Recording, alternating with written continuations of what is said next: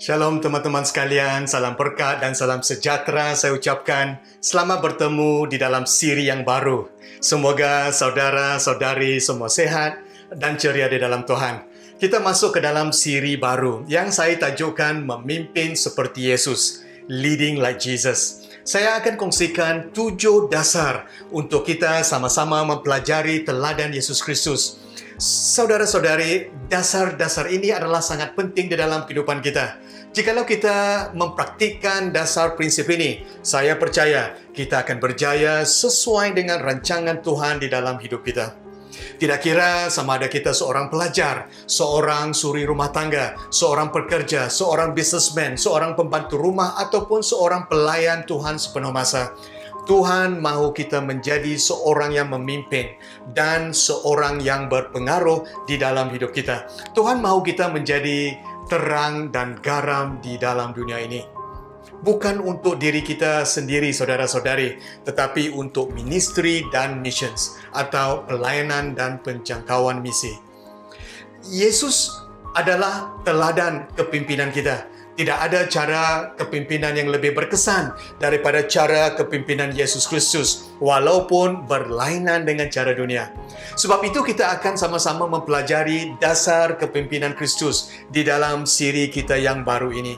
Kita akan sama-sama mempelajari paradoks kepimpinan Kristus, yang saya percaya walaupun bertentangan dengan dunia akan menjadikan kita semua pemimpin yang efektif di dalam keluarga kita, pelayanan kita, tempat pekerjaan kita, bisnes kita, perkampungan kita, dan perumahan kita. Hari ini, dasar yang pertama yang akan kita sama-sama pelajari ialah identity.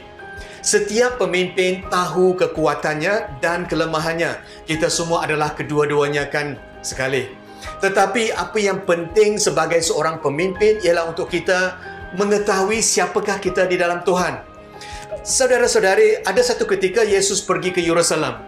Di Yerusalem, berdekatan dengan pintu domba, Yesus telah menyembuhkan seorang lelaki yang sakit selama 38 tahun di sebuah kolam yang dinamakan Bethesda. Orang Yahudi pada ketika itu tidak senang hati dengan Yesus kerana dia telah menyembuhkan lelaki tersebut pada hari Sabat. Lebih daripada itu, Yesuslah yang menyuruh lelaki tersebut mengangkat tikar dan berjalan. Satu perbuatan yang tidak boleh dilakukan pada hari Sabat untuk orang Yahudi.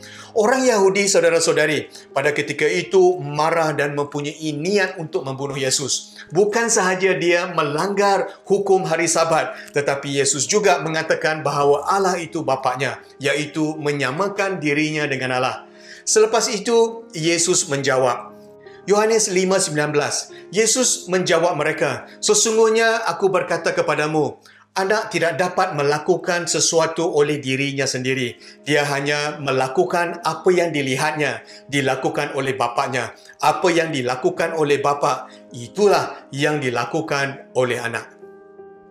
Yesus tahu siapakah dia di dalam Tuhan. Tidak ada manipulasi yang dilakukan Yesus untuk mendapat perkenanan manusia. Dia melakukan apa yang dilihatnya, yang dilakukan oleh Bapaknya. Identitinya adalah kepada Bapaknya, iaitu Tuhan kita. Nah, saudara-saudari, identiti adalah dimensi yang paling penting di dalam pembentukan rohani seorang pemimpin. Jikalau kita mempunyai kefahaman yang betul tentang identiti kita, kita akan menarik orang untuk mengikut dengan tujuan dan sebab yang betul.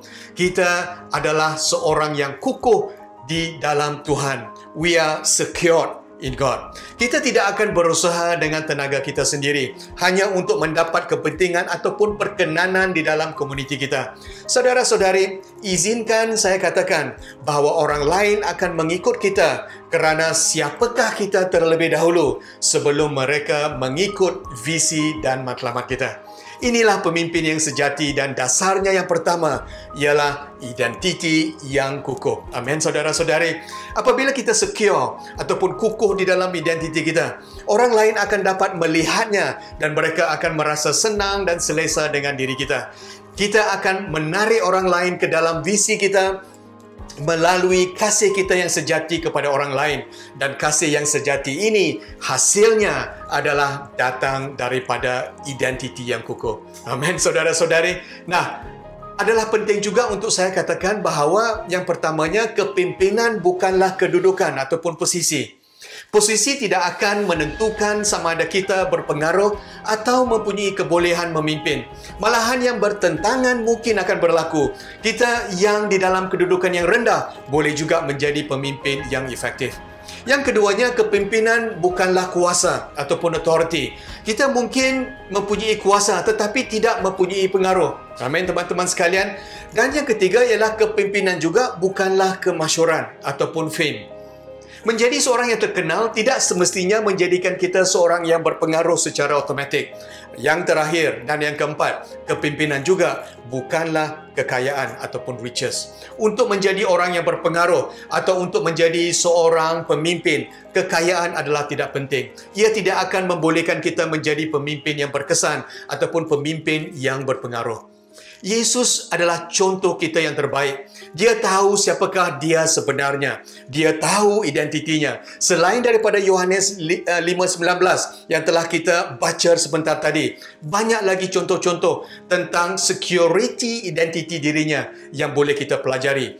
Contohnya, dia berkata, "Akulah roti hidup, akulah cahaya dunia, akulah pintu, akulah gembala yang baik, akulah kebangkitan dan hidup. Akulah jalan kebenaran dan hidup. Akulah pokok anggur yang benar. Aku anak Allah." Wow! Jadi saudara-saudari, hari ini dasar kepimpinan Yesus yang pertama ialah identiti. Jikalau kita mahu menjadi seorang pemimpin yang efektif seperti Yesus, kita haruslah tahu siapakah kita di dalam Tuhan. Kita harus kukuh dengan identiti kita. Kita bukanlah sejarah kita, saudara-saudari. Kita bukanlah kesilapan kita. Kita bukanlah kegagalan kita. Iblis, saudara-saudari, hanya mampu untuk mencuri identiti kita dengan menyalahgunakan, memutarbalikan dan membinasakan identiti kita. Tetapi identiti kita adalah orang yang dikasihi Tuhan, adalah orang yang berharga di mata Tuhan, adalah orang yang diterima walaupun kita orang yang berdosa, adalah orang yang diampuni, adalah orang yang mampu melakukan pekerjaan Tuhan di dalam Kristus. Amin, saudara-saudari. Dengar di sini. Keprihatinan Tuhan yang paling besar untuk diri kita ialah karakter kita.